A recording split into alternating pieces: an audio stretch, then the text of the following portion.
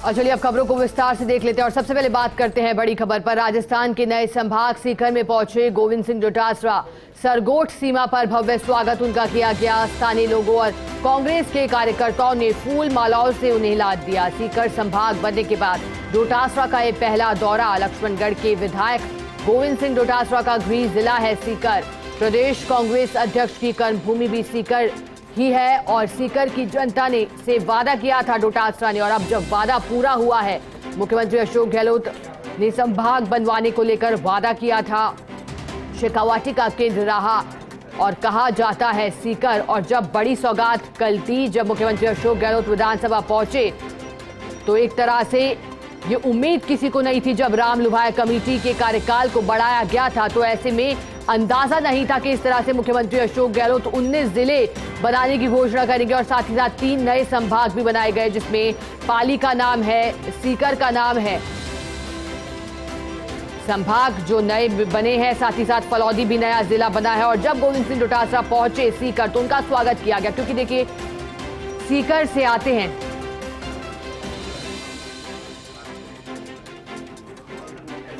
बांसवाड़ा संभाग भी बनाया गया है। देखिए 3 नए संभाग, बांसवाड़ा, पाली और ये सीकर। लेकिन जब डोटासरा पहुंचे सीकर तो वहां उनका स्वागत किया गया, क्योंकि लगातार वहां के जो लोग थे स्थानीय वो मांग कर रहे थे। और इसी खबर पर अधिक जानकारी देने के लिए हमारे साथ political editor Yogesh Sharma phone line पर जुड़ गए हैं। योगेश जी, तस्वीर देख पा रहे हैं, स्वागत किया जा रहा है। लंबे समय से मांग थी, माना जा सकता है अब पूरी हुई है।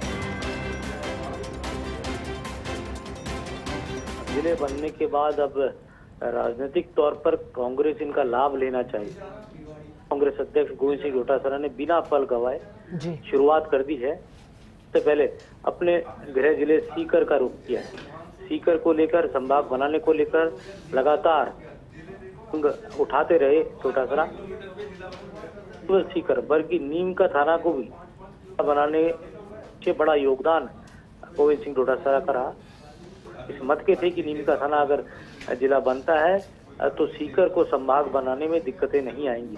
तो तकनीकी तौर पर जो पेश था उसको सुलझाने में भी उन्होंने काम किया। और हाल ही में लक्ष्मणगढ़ मुख्यमंत्री का दौरा हुआ था शेखावाटी समारोह के अंदर भी आपको ध्यान होगा कि शिखा किस तरह से इस मांग को उठाया। खुद सीएम गहलोत ने कहा कि वो उनकी पार्टी के प्रदेश के अध्यक्ष गोविंद सिंह डोटासरा, तो उनकी बात को वो इनकार नहीं कर सकते। हम जो बातें हैं, अब राजनीतिक तौर पर वैसे भी सीकर पॉलिटिकल पोटेंशियल वाला इलाका है। सीकर वो इलाका है जहां कांग्रेस ने पिछले विधानसभा चुनाव में सीटें जीती। महादेव सिंह खंडेला भी कांग्रेस पृष्ठभूमि के थे। कह सकता है कि वो भी जीत के बाद कांग्रेस के साथ ही आए। पूरा जो सीकर का जो गणित है वो कांग्रेस के पक्ष में रही। लोकसभा चुनाव जरूर कांग्रेस ने नहीं जीता, लेकिन अब लोकसभा चुनाव पर भी कांग्रेस की निगाहें, क्योंकि सीकर संभाग बनने का मतलब है कि पूरे लोकसभा क्षेत्र को भी पर भी उसका असर पड़ना। न केवल सीकर के संभाग बनने से पूरा जो शेखावाटी के केंद्र के तौर पर भी सीकर को जाना जाता है जी। हो सकता है कि शेखावाटी की यूनियन टेरिटरी भी सीकर कही जाती है। तो चूरू, सीकर, झुंझुनू पूरा बेल्ट है, ये अपने आप में बेहद अहम होगा अगले चुनाव के अंदर। डोटासरा खुद लक्ष्मणगढ़ से कांग्रेस पार्टी के विधायक भी हैं, जो कि सीकर जिले में आता है। तौर पर जब आज पहली बार गए सीमा पर, भव्य उनका स्वागत किया गया। केवल से सीकर की सीमा प्रवेश करने से पहले, बल्कि उससे पहले ही चोमू, रिंगस में भी उनके स्वागत हुए। सरगोट सीमा जैसी शुरू हुई, स्वागत का कार्यक्रम शुरू हो चुके हैं। कहा जा सकता है कि कांग्रेस पार्टी, अब ये भी कहा जा रहा है कि जल्द ही श्री गहलोत के भी जहाँ जहाँ ये घोषणाएं हुई हैं वहाँ पर सीएम जाएंगे, फाउंडेशन रखेंगे और बड़ी जनसभाएं, वहाँ कांग्रेस की नीति है कि वहाँ बड़ी जनसभाएं आयोजित की जाए। एक बड़ा पॉलिटिकल संदेश इस चुनावी साल में देने की कोशिश होगी जी। योगेश जी, देखिए आपसे एक सवाल यहाँ ये भी महत्वपूर्ण, क्योंकि बड़ा जिला जब ये बनेगा, सीकर के लिए घोषणा भी करी है अब संभाग, तो ऐसे में अब जनता को इसका क्या फायदा हो सकता है ये जानना बेहद जरूरी है। और ऐसे में क्या चुनौतियां यहाँ पर आ सकती हैं? हालांकि घोषणा की गई है संभाग बनाने की, लेकिन सरकार के लिए क्या चुनौती रह सकती है इसको धरातल पर उतारने के लिए? और एक और सवाल कि इसका फायदा पार्टी को कैसे देखते हैं, चुनावों में कैसे मिल सकता है शेखावाटी की अगर बात की जाए, क्योंकि सीकर महत्वपूर्ण और केंद्र भी माना जाता है।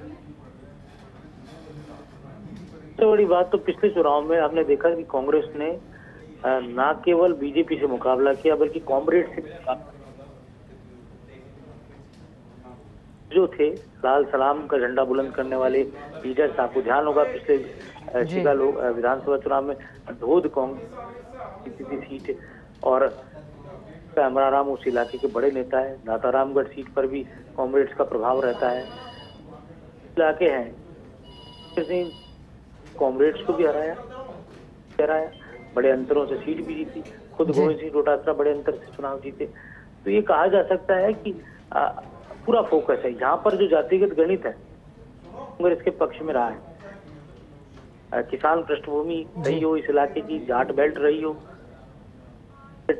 वोट बैंक रहा, दलित मतदाता बड़ी संख्या में इस इलाके में निवास करता है, इसके पक्ष में यहाँ पर देखा जाता रहा लंबे समय से। फिर हम बात करें तो ब्राह्मण वर्ग का भी बड़ा लाभ जो है वो कांग्रेस पार्टी को मिला। राजेंद्र पारिक सरी के बड़े नेता यहाँ हुए।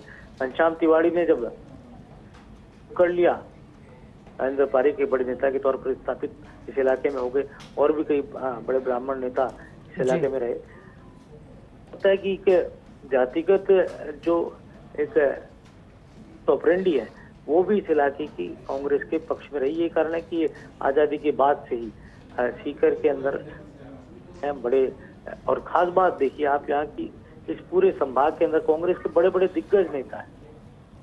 शेखावत राज्यसभा विधानसभा के, वो सीकर जिले से उनका ताल्लुक है।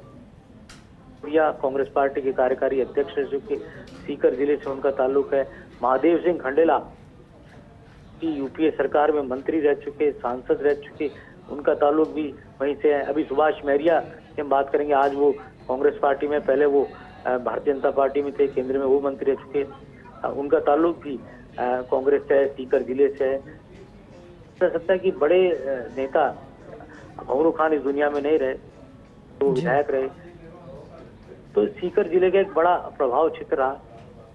कहा जा सकता है कि ये अपने आप में एक बहुत महत्वपूर्ण पॉइंट। और आज की बात करें तो एजुकेशन सिटी के तौर पर, एजुकेशन हब के तौर पर सीकर का नाम आता है, शिक्षा नगरी के तौर पर आता है।